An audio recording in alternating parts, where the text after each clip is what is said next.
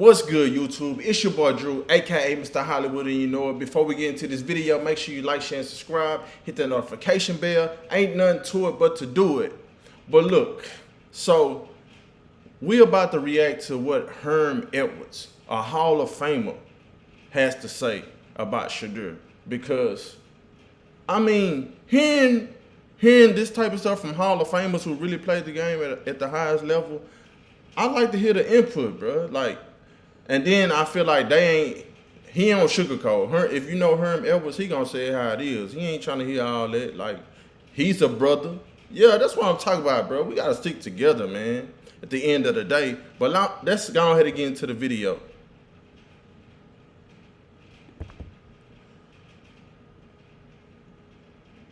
What are your expectations for Shedeur this upcoming season? Well, I think at the end, especially when the preseason starts, he's going to find a way to beat those guys out. That's just my opinion. The eye test tells me at the end of the day. Now, I've known him since he was a little kid, but I just think his... Hey, the eye test, 9 times out of 10 when it comes to sports, it don't lie. You hear me? Especially if you know ball and you play ball. You can know ball, but playing it is knowing it and playing it is totally two different things. Like, you got the best of both worlds at the end of the day. But he said he been knowing him since a little kid. That's what I'm saying. Like, he been around all these Hall of Famers since he was a kid. They all been teaching him this, teaching him that, how to carry himself, you know what I'm saying? PR training, all of that. Like, he's prepped, he's already ready, you know what I'm saying? He just wait for his moment to explode. That's it. We seen what he did at Colorado. We seen what he did at Jackson State, you know what I'm saying? If you've been paying attention, but haters gonna hate, but the real gonna congratulate for sure, for sure. Makeup, what he's all about. Felt like he got slighted in the draft, and I will agree with him. He did. Not saying maybe he should have been the first player picked. I'm not saying that, but I think there's a lot that went into that. Why he dropped so much, and I don't think it had anything to do with football. But the other things that go along with football, I think the glare of who he is, who his father is. I think a lot of teams were hesitant, worried that they didn't want that in their locker room. But when you meet the kid and you meet what he's about, he's a pro. He's a pro. He knows how to do things. He goes about it the right way. So I just think when the lights come on and they start playing in the preseason, I think you know what. That's what I'm saying. Herm Edwards say he's a pro. That's what I'm saying. All you gotta do is just look at his mannerisms and how he carry himself. That'll tell you a lot. But people be looking at the jewelry and all of that, the swag. Like, but that's not okay. If you trying to draft somebody, whether it's basketball, football, or whatever, are you drafting them because of their talent? Main thing, you draft them because of their talent or what they can bring to your organization. But then you making it about how they dress and how they look and they confidence, like that's not adding up, bro. So it's clearly deeper than football. We all know, like, blase, yeah. We get it, but just to hear him say that about Shedeur, like, and others as well, Kurt Warner. You know what I'm saying? He's Caucasian. So it's not just black Hall of Famers just speaking up on Shedeur in a good manner. You know what I'm saying? Like, they know what the eye test look like. Man, it's just good to hear that, though. Like, hey, preseason come, man, yeah, he beating all of them out, bro. Like, he ain't even got to try too hard. But at the end of the day, I know he gonna leave them in the win where they deserve to be. Hey, I'm here to start. I'm here to put this organization on my back. I don't care about all that outside noise. I don't care that you won a Super Bowl in 2000 and whatever. I don't know. I don't care if you won 50 NFL games in your career. Okay, it's a new sheriff of town. Move to the side. I'm gonna show you how it's supposed to be done. He leading by example, and that's what you want in your organization, especially as a quarterback. You know what I'm saying? happened in the NFL draft? Think again. Former NFL coach Herm Edwards just pulled back the curtain on one of the most controversial draft slides in recent memory, and what he's revealing about Shedeur Sanders will make your blood boil. Teams didn't pass on Sanders because of his arm strength, his accuracy, or his football IQ. They passed on him because they were terrified of his last name. And now, Edwards is predicting that fear is about to make every single one of those franchises look absolutely foolish. This isn't your typical rookie hype story. This is about a systematic failure of NFL front offices, a young man who got screwed over by league politics, and a Cleveland Browns organization that might have just stumbled into the steal of the century. When Edwards says Sanders is going to beat them all out, he's not making a hopeful prediction. He's delivering a warning to the rest of the league. Let's start with the elephant in the room that nobody wants to talk about. The 2024 NFL Draft was supposed to be loaded with quarterback talent, yet somehow Shedeur Sanders, a player who dominated college football, who broke records, who carried his team on his back, found himself sliding down draft boards while lesser talents got selected ahead of him. Edwards isn't just suggesting there was bias involved, he's flat out confirming it. I think there's a lot that went into why he dropped so much, and I don't think it had anything to do with football, but... And as a scout and an owner of an organization that hasn't won anything since the 1950s, it just sends a message that you're stubborn and you want to control everything, like most of those organizations do. They want to control you. They want you to do what they want you to do. But that's a lot of people in life too. You know what I'm saying? Like they control you with certain things or whatever the case may be. But the fact that y'all threw his talent to the side and judged him off his last name because of how his dad. Oh, I don't get it. Yeah, why people want to deal with weak people? Nobody want to deal with nobody that's strong-minded. You hear me? And stand up for themselves. Like, people just want you to allow them to run over you and just do you any type of way. You know what I'm saying? That's with anything. I'm not even just talking football. Like, it just don't even make sense. Like, I feel like everybody should stick up for themselves. And Dion wasn't even gonna come to coach no grown rich man anyway. Like, me personally, I would rather deal with kids younger, like the younger generation, and try to teach them the game. You know what I'm saying? And give them something to look forward to, because like it's hard out here, and just him just being a young black man. You know what I'm saying? And then still have his father. That's big. They would rather you be without a father. You know what I'm saying? The same typical story when young black kids get drafted. Oh, his father in jail, or his father is a deadbeat. He not in his life. You know what I'm saying? It's like they want to like feel like they doing you a favor by giving you like basically like charity work. You know what I'm saying? Like, bro, stop it, man. Like they doing a good deed or something, man. Like, we know what's going on, bro. Shedeur did more with less. Let that sink in. He did more with less. He was running for his life every time he snapped the ball. So all that he holding the ball too long, he holding the ball still looking downfield trying to get the ball to one of his open receivers if he can. So even though he took that many sacks, that doesn't make him a trash quarterback. You know what I'm saying? And then all them other quarterbacks, they played with powerhouse colleges, bro. That's a big difference. You know what I'm saying? Big Ten is not strong, but you do play outside of your conference. You do play SEC schools and all of this stuff. Like, bro, like, so I don't get it why people go to that narrative and say all of this just to diminish what Shedeur has done. Man, please, I haven't seen nobody with this most hype since LeBron James when he was a rookie. And that's just facts. Y'all better treat him right or y'all gonna be out of there, I'm telling you. Other things that go along with football. Let that sink in for a moment. We're talking about NFL teams, billion-dollar organizations that claim to evaluate talent objectively, making personnel decisions based on factors that have absolutely nothing to do with a player's ability to play football. What were those other things that Edwards is talking about? He doesn't dance around it. I think the glare of who he is, who his father is. I think a lot of teams were hesitant worried that they didn't want that in their locker room. Are you kidding me?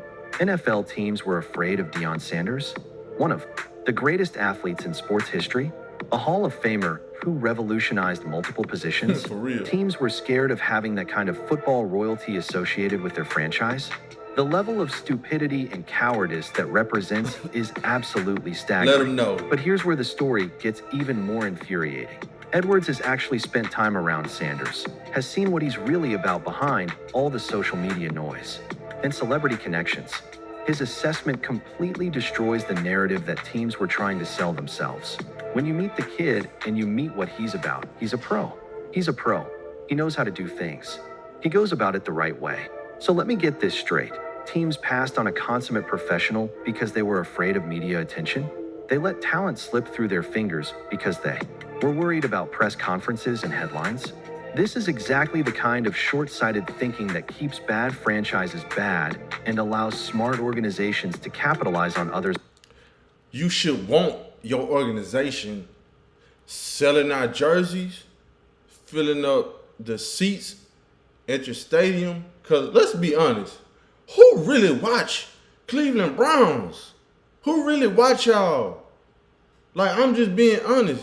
Because hey, look, 2023, my Houston Texans, we BTA. I'm going to put it like that. BTA. And it wasn't even close. 40-something to whatever y'all scored in a playoff game. And we had a rookie quarterback. You hear me? Bruh, stop it. Y'all are an embarrassing organization. So, like I said, I advise y'all to do the right thing, like Spike Lee said. Treat Shedeur with respect. You know what I'm saying? Be grateful that y'all even was able to still pick him up in the 5th round. You know what I'm saying? Because I'm pretty sure somebody else would have picked him up if y'all didn't. But all that cowardness and being just, I don't even know what to call it. It's just sickening. Like, y'all need to, like, stop the way y'all thinking. Stop the way y'all think, because that's gonna ruin a lot of relationships for sure. There's mistakes, and make no mistake about it, Cleveland is about to capitalize in a major way. Edwards isn't just optimistic about Sanders' chances. He's practically guaranteeing success. I think at the end, especially when the preseason starts, he's going to find a way to beat those guys out. That's just my opinion, but the eye test tells me at the end of the day, he's going to do it. The eye test. That's coaching speak for, I can see things that other people miss. Edwards has been around football his entire life, has developed quarterbacks at the highest level, has seen the difference between players who can play and players who can't. When he talks about the eye test, he's talking about instincts that have been honed over decades of evaluation. But what makes Edwards so confident? What is he seeing that apparently 31 other NFL teams missed during the draft process? It starts with Sanders' football education, something that's been ongoing since he was old enough to hold a football. He understands the game very well. This guy's been schooled since he was a little kid by his dad. He's been around it. He's seen it. He understands the mentality of it all. Most rookie quarterbacks spend their first year in the NFL learning concepts that Sanders has been absorbing since childhood. While other players are figuring out how to read defenses, Sanders has been watching his father break down film for years. And here's the part that should terrify every team that passed on him. Edwards makes it clear that Deion's influence goes far beyond just being a famous athlete.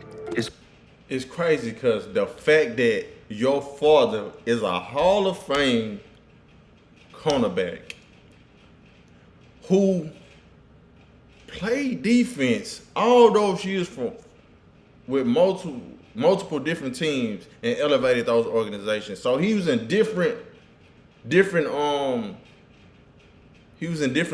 when it came to defense, the 4-3, whatever it was that y'all wanted to put in zone, cover 0, cover 2, cover 1. You know what I'm saying? Like, bro, that's crazy. He been watching his father break those defenses down for him, and as a quarterback, that's a blessing to have something like that in your corner, bro. So that's what I'm saying. He been getting educated ever since he picked up a football to really just start understanding the game. You hear me? And he been in pro NFL pro style ready offenses. You know what I'm saying? Meaning like Shedeur had to read the defenses himself. He didn't get babied. He didn't get pacified like all these other quarterbacks who's playing widespread. Everybody know widespread, bro. Like it's just one read. You just one reading defense. That's it. But if they was to switch out of that defense, you don't even know how to adjust to whatever if they switch to cover zero, you don't know how to adjust. Because at the end of the day, they don't even play cover zero in college. They don't. That's more like NFL elite type stuff. And Shedeur, he knows how to do that. Zone coverage, all of that. Man, stop playing with him, dog.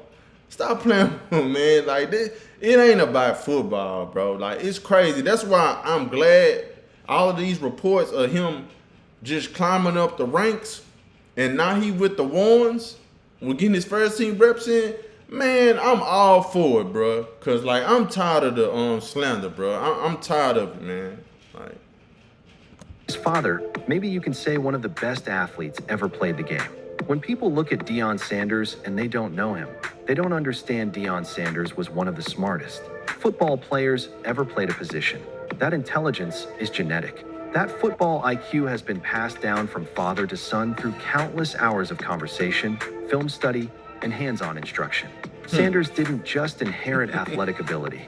He inherited a PhD-level understanding of professional football from one of the most cerebral players in NFL history, while other rookie quarterbacks are learning the basics of NFL offenses. Sanders is already thinking 3 steps ahead. While his competitors are figuring out how to handle blitzes, Sanders has been studying defensive schemes since he was in middle school. The gap in preparation and understanding is massive, and it's exactly why Edwards is so confident about his prediction. But let's talk about the reality of Cleveland's quarterback situation, because it's absolutely chaotic. We're not talking about a normal competition between 2 or 3 players. Edwards reveals just how crowded this quarterback room really is. They got 5 quarterbacks. Not 3, they got 5. They got 5 of them. 5 quarterbacks competing for reps in a professional football practice setting. That's not a competition. The fact that you have 5 quarterbacks on your roster, because at the end of the day, you only supposed to have 3 quarterbacks on your roster. So, and you have 5. You wasted a 3rd round draft pick on Dylan Gabriel at the end of the day. I'm sorry, but if you only completing 50% of your passes in OTAs without the pass, this without nobody tackling you or none of that, I'm sorry, that's garbage. You're not good enough, bro. And clearly, from my eye test, I done seen a lot of Dylan Gabriel footage. You know what I'm saying, at Oregon, bro. You had fast receivers, bro, and you had a top 10 offensive line to block for you, bro. Like at the end of the day, so it's like, bro, like it was easy. So imagine if you swap Shedeur with that line and those top level receivers that he had up over there, with those skills. Man, please, he would have won a bowl. He would have won a bowl game. But the fact that Shedeur took his team and put him on his back to a ball game, even though they lost, he still kept fighting. You hear me? He was leading by example, bro. And the fact that, look, okay, so I seen one play, Shedeur, he was looking for a receiver, but it was like a lot of pressure was coming at him, you know what I'm saying? So he really couldn't even set his feet and get the ball off. And Travis Hunter threw his arms up like mad, like, bro, I was open, bro. Like, man, when I say Shedeur went to the sideline and was owling Travis Hunter's face, like, bro, look, I'm not going to see every pass, bro. You know what I'm saying? I'm going to get you the ball, but you need to chill with all of that, bro. But, you know, like, Travis, like, he respected that. Like, Shedeur is a leader, man. Like, as a quarterback, you have to be like that, bro. You can't be soft, man. Because these grown men who been in the league, you know what I'm saying, for at least 10 years. So Shedeur, he already got that mentality. I don't care who he is. I don't care what you did. I don't care what you did before I got here. At the end of the day, we going to do this together. And I'm going to make the best decision possible when I have the ball in my hand. So all you got to do is do your job, and I'm going to do my job. Man, you want somebody like that, man. That's what I'm talking about, man. stand-up guy. That's complete madness. How do you even manage that many players at the most important position on the field? How do you give everyone enough opportunities to showcase their abilities when practice time is limited and every rep matters? Edwards acknowledges the challenge. There's only so many plays that you have allocated. In professional football, you only have so many reps. It's not like college football where you can stay out there for 3 hours with those kids. This is where coaching becomes crucial, where decisions have to be made, where the cream has to rise to the top. And Edwards has very specific ideas about how that evaluation process should work. If you have a young guy at the quarterback position, it's going to be critical that eventually he gets reps against the number one defense. How does he play against the ones? Not against other college players, not against free agent football players, but against the number ones. This is insider knowledge that most fans never get to hear. There's a massive difference between looking good against scout team players and performing against legitimate NFL talent. Any quarterback can complete passes when the defense isn't trying to take his head off. The real test comes when you're facing players who are fighting for their own roster spots, who are trying to make a statement, who want to welcome the rookie to the NFL with a big hit. Edwards believes the preseason will be Sanders coming out. Party. Yeah. In the preseason, when you get the other team playing Real their ones talk. on defense, you got to get those guys in the game. They got to go out there with the number one offensive line, and they got to go against the ones on defense. Picture that scenario for a moment. Sanders under center, first team protection, facing a legitimate NFL defense that's trying to make him look foolish. That's when all the college stats and combined numbers become irrelevant. That's when you find out if a player can actually handle the speed and physicality of professional football. And that's when Edwards expects Sanders to separate himself from every other quarterback in Cleveland's facility. When the lights come on, look out. I think he's going to do good. But here's what makes this prediction even more bold. Cleveland was historically bad last season. We're talking about a 3-14 disaster that gave their fans absolutely nothing to cheer about. This wasn't just a disappointing season. This was a complete organizational failure that left everyone questioning whether this franchise could ever be competitive again. Edwards doesn't sugarcoat the reality. They were 3-14 last year. They were 2-4 in their division. But he also sees opportunity in that disaster. You know a lot about your... You know what's crazy, because when Shedeur came, when he transferred to Colorado, they only won 4 games. You know what I'm saying? His junior year, his first year at Colorado. And then the second year, he won five more games. Like, so that they came out to be like 9. They was like 9 and something. You know what I'm saying? Bruh. So he been in dysfunctional organizations. So this ain't nothing to him. You know what I'm saying? So I be seeing people online talking about he only doing this with the 3rd and 4th string. You know what I'm saying? Must I remind you, he did it with the 2nd string too. And we know what comes before 2. It's 1, right? So imagine what he gonna do when he get in there with the ones, the first team, where it's even better talent. Man, please, he gonna be out there looking like the GOAT, Tom Brady, his mentor. Yeah, real talk. That's what he gonna be looking like. He already looking like baby Tom Brady right now. You know what I'm saying? No matter if you like it or not, what I'm saying, it is what it is. Like he used to all this dysfunction. So I'm not even worried about Shedeur. I know he gonna be good. I'm just ready for them to just go ahead and just make him the starter. Cause everybody else, they not worthy. It's just, I'm just speaking facts. In that, cause I know for a fact, before preseason over with, Dylan Gabriel gonna be getting traded. I'm telling y'all now, y'all heard it from me. From what I've been following, he gonna get traded. And like I said, the Miami Dolphins have him on their list. You know what I'm saying? So we gonna see how it go. I may be wrong, but understand, I feel like I'm right. But hey, it is what it is. So pressure ain't nothing to Shedeur. He been under duress his whole career playing basketball. You know what I'm saying? With mediocre players. Your team when you can win in a division. Can you go .500 in your division? Can you go over .500 in the division? That's headed in the right direction. The AFC North is absolutely brutal. The Ravens have Lamar Jackson and won the division. The Bengals have Joe Burrow when he's healthy. The Steelers have a defense that can make any quarterback's life miserable. On paper, Cleveland has no business competing with any of those teams. But Edwards sees something different when he looks at this roster. Not talent necessarily, but opportunity. A chance for a young quarterback to step in and change the entire trajectory of a franchise. If you start a rookie quarterback, the fans are going to say we're okay with that. We can live with that. That's the beauty of rock bottom. There's nowhere to go but up.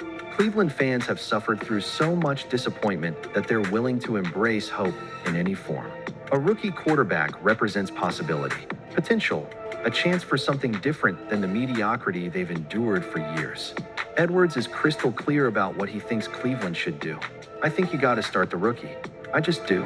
You drafted 2 of them. What did you draft them for? The bench and look at each other. You can't say, well, hey man, I'm gonna put you on the shelf. What are you putting them on? Unless you're gonna frame one of them. The logic is undeniable. You don't invest high draft picks in quarterbacks to watch them hold clipboards. You don't use precious roster resources on developmental players unless you plan to develop them.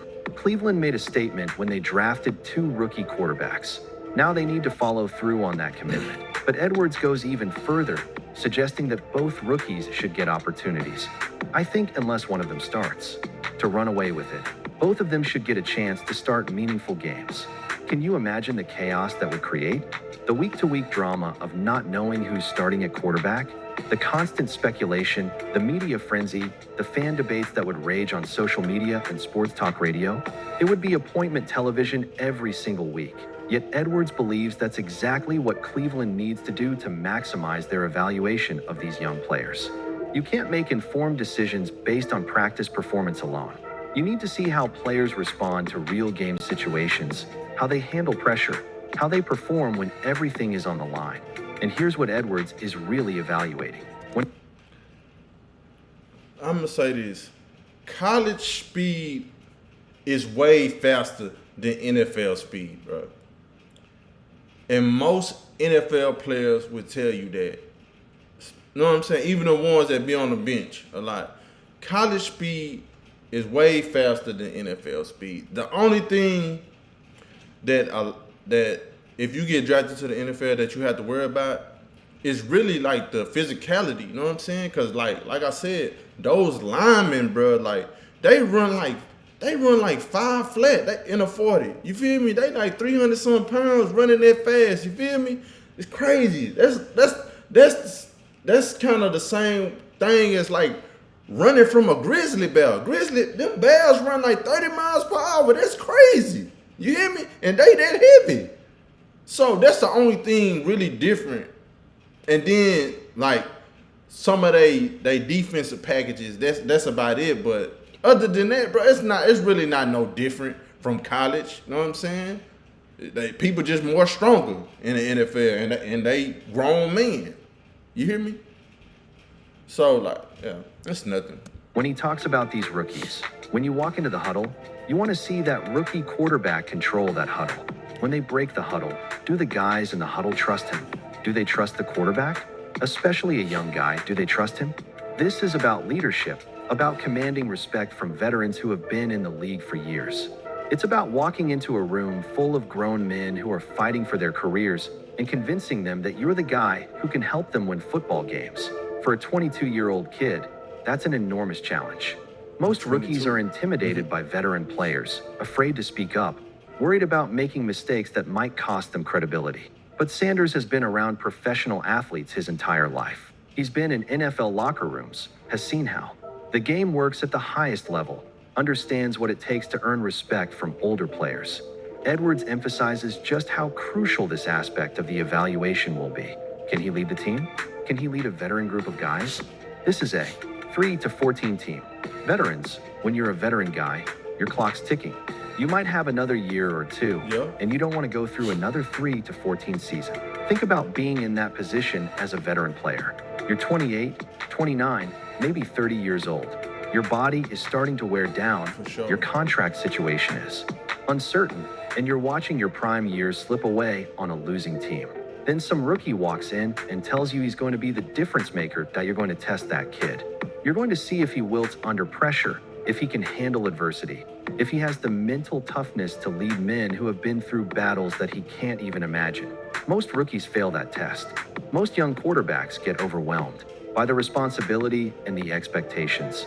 But Edwards seems to believe Sanders is different, that he has something special, something that will allow him to not just survive, but thrive in that environment. Whoever that quarterback is, you're going to know if those guys trust you and they want to play for him. You're going to figure that out real fast. And let's be honest about Cleveland's roster situation. It's not exactly loaded with Pro Bowl talent. Edwards doesn't sugarcoat it. Defensively, they've got one guy over there that's really, really good that wears the S on his chest. That Garrett guy, he's really good, by the way. They got a few good players on defense, but that's it. That's the extent of Cleveland's. I mean, I understand that though. Like, you know, some people be so ego driven and just feel like that they shouldn't listen to a rookie, or he's 22, I'm 28, I'm 30, I've been in this league 10 years. Bro, don't nobody want to hear that, but at the end of the day, we know that a rookie like Shedeur, like he don't care about none of that. That's what I'm saying. Like he gon' do what he need to do, and he's so like he has a strong will. He has a strong will, so he gonna overcome all of that doubt that he be seeing. I know he be seeing it, but he don't really be just let it like mess with him. You know what I'm saying? He not supposed to. You got to keep the main thing, and stay focused and make sure you know these offensive installs. You know what I'm saying? You got to understand these defensive installs. You feel me? That you're gonna be going against. You got to be able to break all of that down. Like it's gonna take a lot of mental work than anything. Of course, the physical, like that's easy, but mentally, it takes a lot of willpower. You know what I'm saying? So I feel like since all the veterans been speaking out, you know what I'm saying, that's been in the league at least 7 years and stuff, they behind them. You know what I'm saying? The coach is paying attention. And it's crazy because I haven't really heard Stefanski say too much of nothing, but I finally heard him say something like positive, you know what I'm saying, about Shedeur. Like, that's crazy. But yeah, Shedeur, him, man, like, elite talent, according to Edwards, Myles Garrett, and a handful of decent players. Not exactly the supporting cast that makes rookie quarterbacks look like superstars. This isn't a situation where Sanders can lean on a dominant running game or an elite defense to mask his mistakes. The division competition is even more daunting. Edwards is brutally honest about Cleveland's chances.